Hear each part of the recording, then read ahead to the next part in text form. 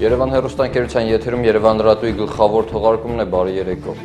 Լեռնային Ղարաբաղի Հանրապետության նախագահ Բակո Սահակյանը մայիսի 2-ին ընդունել է Արցախում գտնվող Հայաստանի Հանրապետության արտգործնախարար Էդվարդ Նալբանդյանին։ Հանդիպմանը, որին մասնակցել է նաև Արցախի Հանրապետության արտգործնախարար Կարեն Միրզոյանը, քննարկվել են երկու հայկական հանրապետությունների արտաքին քաղաքականության, տարածաշրջանային գործընթացների և Ադրբեջանա-Ղարաբաղյան հակամարտության կարգավորման առնչվող հարցեր։ Երկուստեք կարևորվել է Հայաստանի և Արցախի արտաքին գերատեսչությունների և արտերկրում դիվանագիտական ներկայացուցչությունների միջև ավելի ակտիվ և համակարգված աշխատանքը, որը դրականորեն կազդի արտաքին քաղաքականության արդյունավետ իրականացման վրա։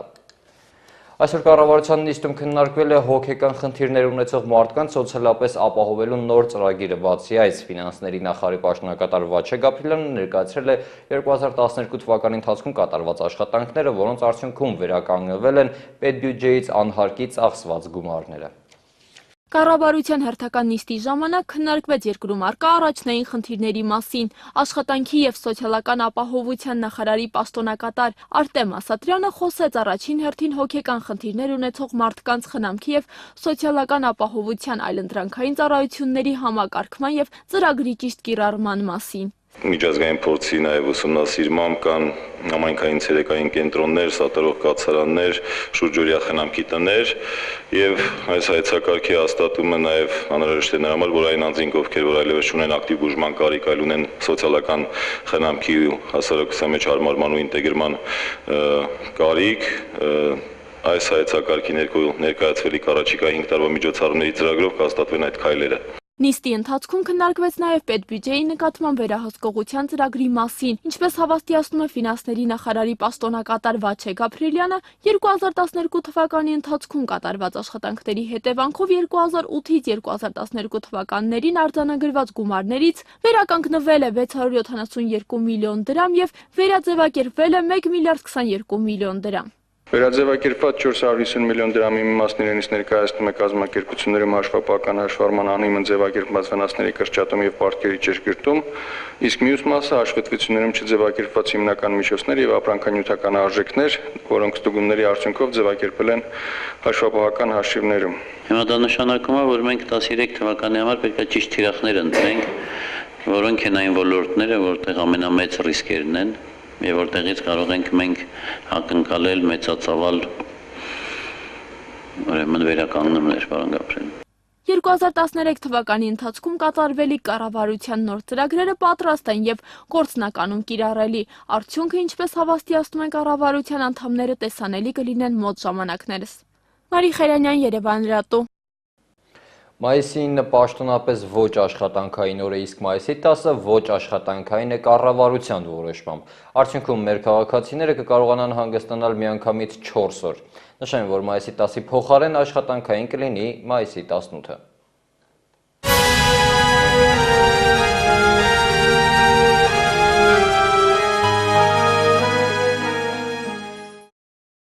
Երևան քաղաքի ընտրողների ցուցակների վերաբերյալ Հայաստանի Հանրապետության ոստիկանության առանձնագրային և վիզաների վարչությունում 2013 թվականի մարտի 26-ից գործող թեժգիծ ծառայության միջոցով մայիսի 2-ի դրությամբ ստացվել է 25 հաղորդում, որից միայն 3-ն են վերաբերել ընտրացուցակներում առկա անճշտություններին։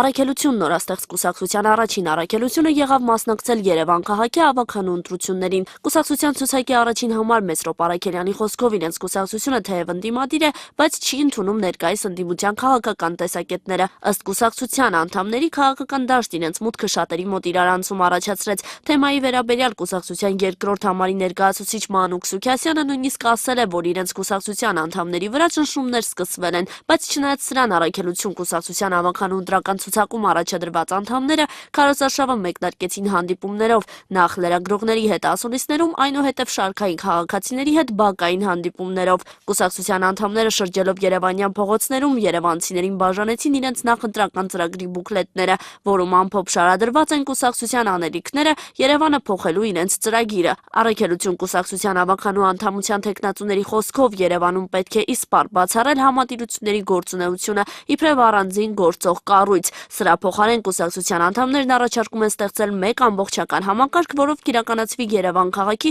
բոլոր համայնքների կառավարումը։ Բացի այս, կուսակցությունը առաջարկում է փոխել Երևանի տրանսպորտային միջոցների շահագործման եղանակները։ Ապրում ենք Երևանում, ապրում ենք Երևանով, Երևանը մեր առաջին առաքելությունն է։ Սրանք առաքելություն կուսակցության կարգախոսներն են, որոնք գործնականում կյանքի կոչել խոստանում են կուսակցության ավականու թեկնածուները ընտրվելուց հետո։ Պատասխանատվություն ստանձնել պատրաստ մարդիկ են։ Ես կարծում եմ մենք Երևանի համար անելիքներ շատ ունենք եւ դա պետք է անենք միասին։ Ինձ հարցեր շատ են ուղղում, մեր կուսակցությանը հարցեր շատ են ուղղում, ղեկավարությանն են ուղղում եւ ես կարծում եմ, որ այն հարցերը, որ ուղղում են մեզ, մենք պետք է անպայման կյանքի կոչենք եւ անել։ Ես իմ ելույթների ժամանակ խոստացել եմ, որ քաղաքապետ ընտրվելուց հետո երամսյակը մեկ անգամ ելույթ եմ ունենալու եւ ուղիղ կապ է լինելու Երևանի քաղաքապետի եւ Երևանցու միջեւ։ Այսինքն ուղիղ կապով ես զեկուցելու եմ իմ կատարված եւ կատարվելիք աշխատանքների մասին։ Բարգավաճ Հայաստան կուսակցության Երևանի ավականու ցուցակի անդամները շարունակում են ակտիվ նախընտրական քարոզարշավ վարել։ ԲՀԿ-ական անդամներն արդեն հասցրել են լինել Երևան քաղաքի մի շարք համայնքներում։ Բոլոր համայնքներում Երևանի ընտրողին ԲՀԿ-ի հորդորը մեկն էր՝ հավատալ սեփական ձայնին ու նրա ուժին, որով հնարավոր կլինի Երևան քաղաքում փոխել ինչ-որ բան։ Ամենուր ԲՀԿ ներկայացուցիչները քաղաքացիներին հորդորում են Երևանի ավականու ընտրությունը առաջին հերթին դիտարկել քաղաքական հարթությունում, կարևոր նշանակություն տալով նրան։ Թեկնածուները նշում են, որ փոփոխության հնարավորություն քաղաքացիները մեկ էլ ունենալու են մի քանի տարի անց։ Բարգավաճ Հայաստան կուսակցության ավականու ցուցակի առաջին համար Վարդան Օսկանյանը խոստանում է քաղաքապետ դառնալուց հետո լուծել երևանցու յուրաքանչյուր մտահոգող խնդիր։ ԲՀԿ համամասնական ցուցակի երկրորդ հորիզոնականը զբաղեցնող Գուրգեն Արսենյանը վստահեցնում է, որ հաղթանակի պարագայում վերականգնելու են ամենակարևորը՝ արդարությունը։ ԲՀԿ ներկայացուցիչները հավատում են թե իրենց հաղթանակին եւ թե երևանցուն, որ կշնորհի այդ հաղթանակը իրենց։ Ամսի 6-ը սիրելի ժողովուրդ, մեր հավաքական դրսևորման օրն է,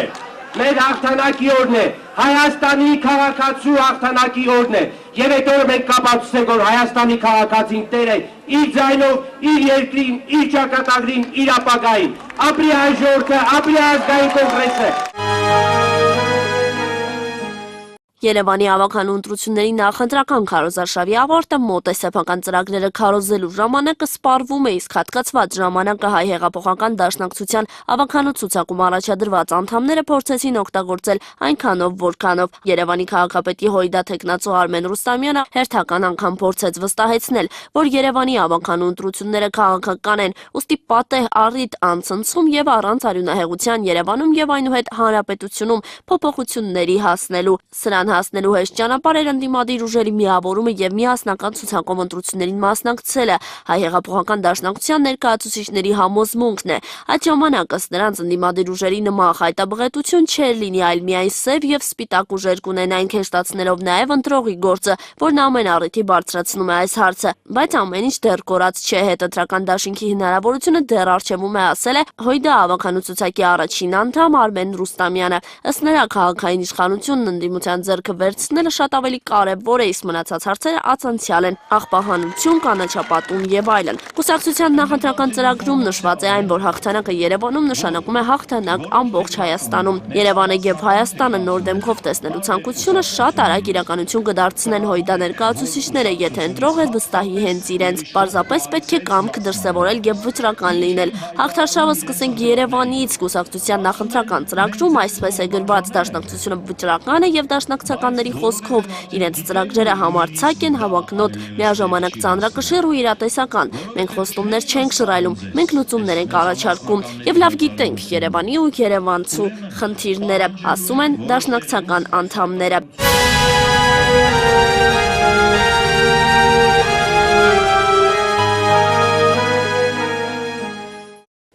Երևանի ավականու ընտրություններին դիտորդական առաքելություն կանցկացնեն մի շարք հասարակական կազմակերպություններ։ Մի քանիսը այսօր արդեն խոսել են ընտրական գործընթացի վերահսկման, իրենց եղանակների եւ այս ընտրություններից սպասելիքների մասին։ Երևանի ավականու ընտրություններին դիտորդական առաքելություն իրականացնող հասարակական կազմակերպությունների ներկայացուցիչները միաձայն նշում են, պատրաստ են ընտրությունների օրենսդրական գործընթացի վերահսկման համար։ Այ դիտորդ կայքի համակարգող Սամվել Մարտիրոսյանի խոսքով կայքը հնարավորություն է տալիս յուրաքանչյուրին լինելու դիտորդ։ Վերջինիս խոսքով այս անգամ մարդկանց ակտիվությունը շատ չէ, դեռևս 15 ահազանգ են ունեցել։ Մարդկանց ուզում եմ ասել, որ դա հնարավորություն է ահազանգ ուղարկելու, ընդ որում գաղտնի նույնիսկ մենք չենք տեսնում, թե ով է ուղարկում, որ մեզ կան կալանավորեն, մենք նույնիսկ չենք կարող ասել, թե ով է ուղարկել այդ ահազանգը, այնպես որ մարդիկ կարող են հանգիստ ուղարկել։ Տարածքային զարգացման եւ հետազոտությունների կենտրոնի ներկայացուցիչ Սաթենիկ Բադեյանի խոսքով իրենք տարբեր ընտրատեղամասերում կունենան 100 դիտորդներ, կլինեն նաեւ շրջիկ խմբեր, որոնք արագ կարձագանքեն այլ դիտորդների բողոքներին։ Երկուական դիտորդ մշտապես միմյանց փոխարինելով անընդհատ ներկայ են լինելու ամբողջ գործընթացին։ Դիտորդներ չեն լինի, փոխարենը ուշադրություն կհատկացվի լրագրողների աշխատանքին, թե արդյոք կան բարենպաստ պայմաններ ԶԼՄ ներկայացուցիչների համար, ասում է Խոսքի ազատության պաշտպանության կոմիտեի ներկայացուցիչ Աշոտ Մելիքյանը։ Այդ օրը առավոտվա 8-ից մինչև ժամը 10-ը գործելու է նաև արագ արձագանքման խումբը, Խոսքի ազատության պաշտպանության կոմիտեի արագ արձագանքման խումբը, եւ երբ մենք որևէ ահազանգ ստանանք որևէ տեղամասից լրագրողի լրատվամիջոցի իրավունքների խախտումների մասին, մենք մեր արագ արձագանքման խմբին ուղարկելու ենք, որպեսզի տեղում ուսումնասիրի բոլոր հանգամանքները։ 85 դիտորդ կունենանք ընդհանուր եւ կծածկենք 11 եւ 12 ընտրատարածքները։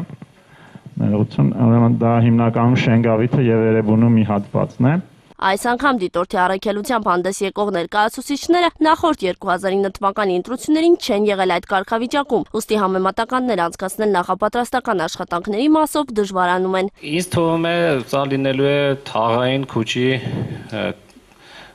ռազմաքաղաքական գործընթաց։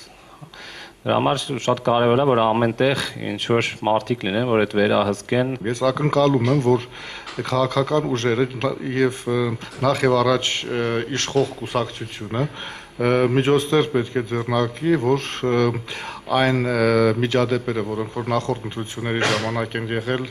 դրանք կանխեն։ Պետք է անել ամեն ինչ, որպեսզի դիտորդները իսկապես լինեն անաչառ, թեկուզ օրենքի ուժով դա պարտադրվի։ Ավելի շատ վերահսկողական ռեսուրսներ կան այս անգամ, ուստի բոլոր հասարակական կազմակերպության ներկայացուցիչները լավատես են, որ այս ընտրությունները հնարավորինս զերծ կլինեն ընտրական գործընթացը խոչընդոտող տարրերից։ Անահիտ Հակոբյան, Նարեկ Բարսեղյան, Երևան լրատու։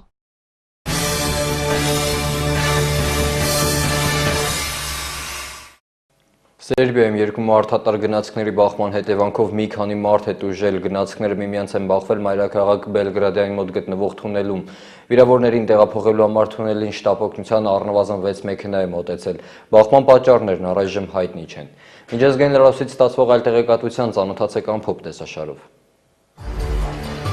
Բեռլինում մայիս 1-յան երթերն ավարտվել են ոստիկանության եւ ցուցարարների միջև բախումներով։ Բողոքի երթին մասնակցում էր մոտ 9000 մարդ, ցույցը կազմակերպել էին ձախ ուժերը։ Մասնակիցներից շատերը դիմակներով թաքցնում էին դեմքը մութն ընկնելուց հետո իրավապահների եւ ցուցարարների միջև լարվածությունը սրվել է։ Կեսգիշերին վերջիններս սկսել են շշեր, քարեր եւ հրատեխնիկական նյութեր նետել իրավապահների վրա, կոտրել են ցուցափեղկեր, վնասել մի քանի մեքենա։ Ոստիկանությունը ջրցան մեքենաներ եւ արցունքաբեր գազ է կիրառել։ Երթի մասնակիցների շարքեր ներխուժած փորձ կատարող ձախ ռադիկալների նկատմամբ եւս հատուկ միջոցներ են կիրառվել։ Բեռլինում կարգուկանոնը հսկում է 7000 ոստիկան։ Ֆրանսիայում եւս մայիս 1-յան ցույցեր են անցկացվել, սակայն այս անգամ ցույցի մասնակիցները բողոքել են։ Նախագահից պարադոքս է, որ եթե Նիկոլա Սարկոզի իշխանության տարիների խոշոր արմիությունները հանդես էին գալիս մայիս 1-յան միասնական ճակատով կոչ անելով վերջ տալ իշխանությունների լիբերալ կուրսին, ապա այս անգամ նրանք բաժանվել են սեփական երթով։ Պատճառը այսպես կոչված մրցակցության եւ զբաղվածության համաձայնագիրն է, որը կառավարությունը մշակել է խթանելու Ֆրանսիայի աշխատաշուկան։ Հատկանշական է, որ բաժանումը տեղի է ունեցել ոչ միայն արմիությունների, այլև իշխող քաղաքական կոալիցիայի շրջանում։ Ազգային ճակատը Մարին Լե Պենի գլխավորությամբ ցույց է կազմակերպել Ֆրանսիայի կենտրոնում։ Չինաստանի Ֆենհուան քաղաքում բլուզվել է կամուրջը, որի վրա այդ պահին 40 մարդ է եղել, 24 մարդ հայտնվել է գետում, այդ թվում նաև ծերերի եւ երեխաներ։ Ջրում հայտնվածներից շատերը կարողացել են ինքնուրույն ափ հասնել, քանի որ գետի խորությունը չի գերազանցել 1 մետրը։ Դեպքի վայր մեկնած փրկարարները ջրից հանել են մնացածներին։ Սիրիայի նախագահ Բաշար Ալ-Ասադը վերջին 1.5 տարվա մեջ առաջին անգամ հայտնվել է հասարակության մեջ։ Նա այցելել է Դամասկոսի կենտրոնում գտնվող էլեկտրակայան։ Ալ-Ասադը հանդիպել է աշխատակիցներին, շնորհավորել նրանց։ Սիրիայի պետական հեռուստաալիքը հայտնում է, որ նախագահը հորդորել է անգամ կյանքի գնով շարունակել աշխատանքը այդ հիմնարկում։ Սա տեղի է ունենում երկրում տիրող խիստ լարված պատերազմական վիճակի պայմաններում, որը ձգվում է 2 տարուց ավելին։ Ամստերդամում մոտ 7 ամիս տևած վերանորոգումից հետո վերաբացվել է Վան Գոգի թանգարանը։ Այդ ընթացքում հավաքածուի մի մասը ցուցադրվում էր Ամստելի Էրմիտաժում, վերանորոգվել է ավելի քան 2000 քառակուսի մետր մանրահատակ, 11000 քառակուսի մետր պատ ու 4000 քառակուսի մետր առաստաղ։ Վերաբացված թանգարանի սիրահներում կտավների համար հատուկ միկրոկլիմա է ստեղծվել։ Առաջին ցուցադրությունը կոչվում է Վան Գոգ աշխատանքի պահին։ Ներկայացված են հայտնի նկարչի ավելի քան 200 կտավներ, նկարներ եւ նամակներ։ Էրմինե Սարգսյան, Երևան լրատու։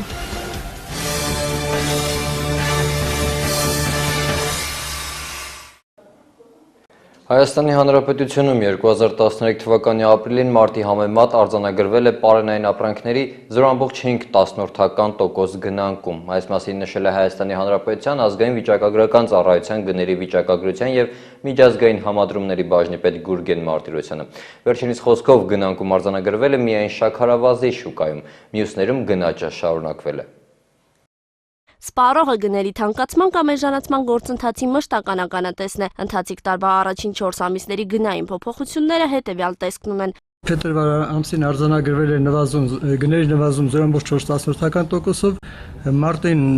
գնաճի արձանագրվել նույն չափով 0.4%, իսկ վերջի ապրիլ ամսին արձանագրվել է գնանկում 0.1%-ով։ Ազգային վիճակագրական ծառայության գների վիճակագրության եւ միջազգային համադրումների բաժնի պետ Գուրգեն Մարտիրոսյանի խոսքով գնանկումը նկատվել է շաքարավազի եւ բանջարեղենի շուկայում, իսկ մյուս 11 պարենային ապրանքներում գնաճ է նկատվել։ Համատաբար բարձր գնաճ է արձանագրվել միրգ ապրանքային խմբում 4.4%, սուր թեյ կակաո ապրանքային խմբում 2.4%, կենդանական բուսական յուղի գծով 1.8%, մսամթերքի գծով, ձկնամթերքի գծով 1.7%։ Ոչ պարենային ապրանքների գները ունեցել են գնաճ 0.5%-ի սահմաններում։ Գուրգեն Մարտիրոսյանը փաստեց, ընթացիկ տարվա 4 ամսվա կտրվածքում հանրապետության սպառողական շուկայում միայն շաքարավազի գծով է գնանկում նկատվել, մյուսներում գնաճը շարունակվել է։ Մասնավորապես 13 թվականի ապրիլին նախորդ տարվա ապրիլի նկատմամբ 12 ամսյա գնաճը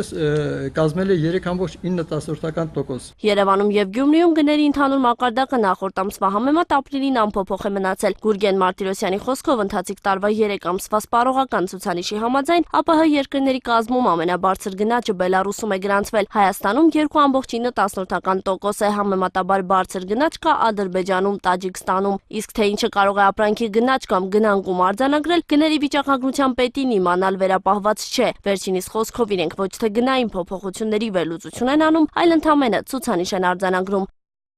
Անահիտ Հակոբյան, Նարեկ Վարսեղյան, Երևան լրատու։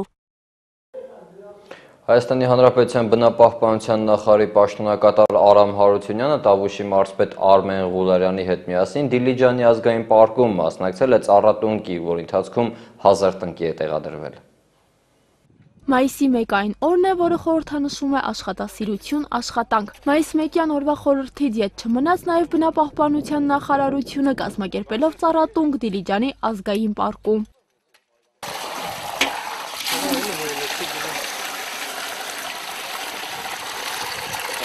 Կազմակերպված միջոցառման շրջանակներում մինչ մայիսի 1-ը տնկվել էր 2000 ծառ, իսկ մայիսի 1-ին ծառերի թիվը համալրվեց եւս 1000-ով։ Ուզում եմ, որպեսզի այսօրը մենք դիտարկենք որպես խորհրդանշական եւ բնականաբար աշխատանքը դա այն հանգամանքն է մեր բոլորի կյանքում, որ իսկապես ամեն ինչ տալիս է մարդուն։ Բնությունը այն արժեք, թե որին պետք է պաշտպանել եւ հոգ տանել ոչ միայն որոշ օրերի, այլ ամբողջ տարվա ընթացքում։ Բնությունը կենսունակության միակ միջոցն է։ Սա պետք է հասկանա յուրաքանչյուր մարդ։ Ինչպես հավելեց Արամ Հարությունյանը, մարդը պարտավոր է կյանքում 3 բան անել։ Տուն կառուցելու, որդի ունենալու, նաեւ դրա մեջ մտնում է ծառ տնկելու գաղափարախոսությունը եւ մենք այսօր որոշեցինք մարզպետարանի հետ համատեղ այս ակցիան կազմակերպենք, որպեսզի մեր աշխատակիցները, մեր համակիրները, բոլոր նրանք, ովքեր անտարբեր չեն բնության նկատմամբ եւ բոլոր նրանք, ովքեր իսկապես իրենց աշխատանքին պարտաճանաչ են վերաբերվում, նաեւ այսպես այս ձևով ծառատունկի ձևով կարողանանք այսօրը նշել։ Մարի Խերարյան, Երևան լրատու։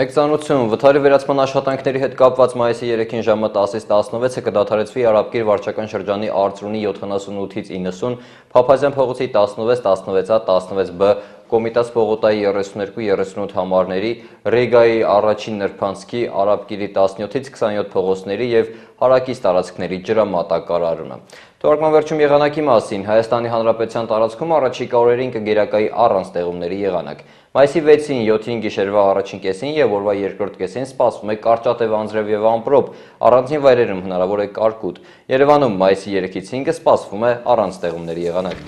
Այսքան այս թողարկման համար, ամենայն բարիք և հաջողություն, լավ մնացեք։